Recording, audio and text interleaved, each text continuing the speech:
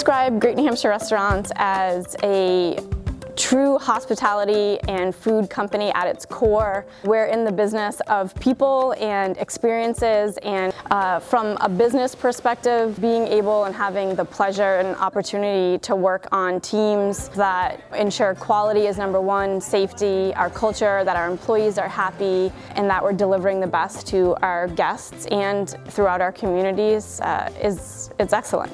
So I started as a server at T-Bone's in 1987. That was their second location. And I just grew with the company and I got bit by the bug. Like if you're in this industry, you have to love it. And I've loved it since day one. The way that we've grown our company is from within.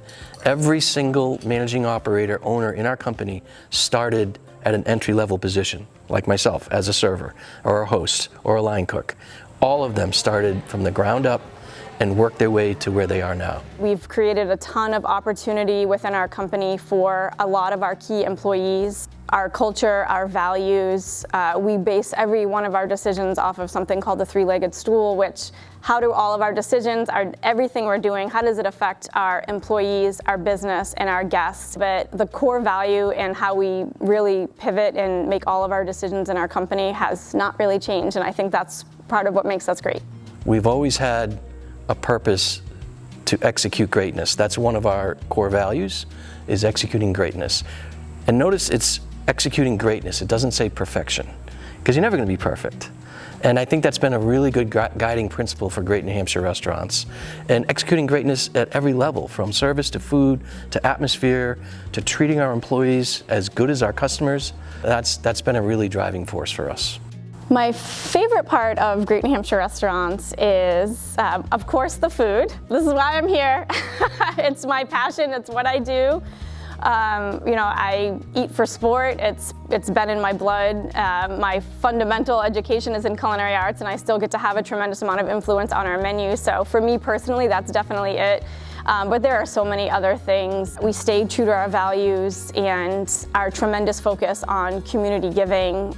For anybody in the room that doesn't know, we actually have our own charitable trust called feednh.org, which is an acronym for Families, Elderly, Education, and the Disadvantaged.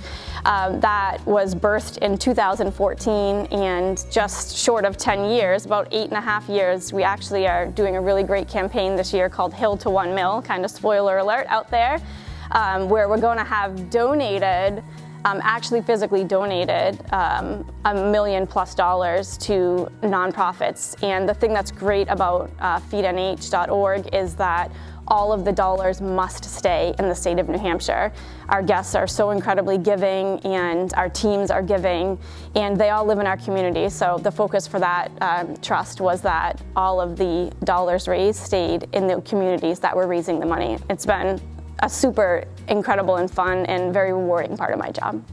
When I heard the news that we were being recognized, I was actually surprised. I know that we're out in the community. I know people know who we are. I didn't realize how visible we are in the community, and to the fact that the Boy Scouts recognized us says that there's just so much out there that I don't realize how much we touch. So I certainly, on behalf of the company, surprised but grateful and honored.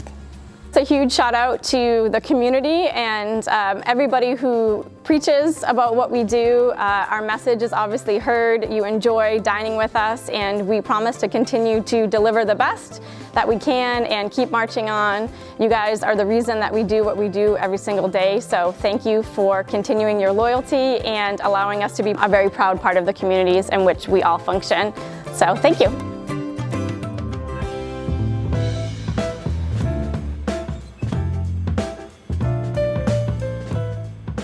Wow, I've known Alex forever. I've been here 22 years, and he was probably one of the first people I met. When I arrived, my task was to meet everybody who was important, and he certainly was on the top of that list. Alex and I practiced law together at Divine Willamette and Branch, and we worked together for several years until he decided to go to Boston, because he thought going to Boston was going to offer him some really wonderful new experiences, and he came back, his hat in hand, and we took him back.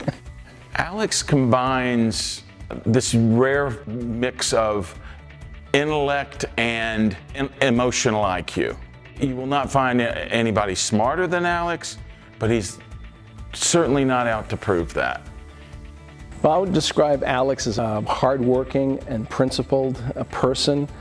He is funny, he's got game, and he's nimble. And anybody that spends time with Alex knows you've got to be on your toes with him.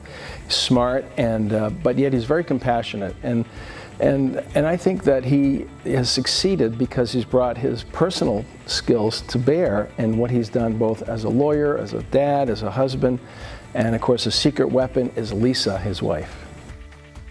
He's very purposeful in the way he conducts himself and treats people. But when you get him on the golf course, there's none of that. It's just him and his buddies.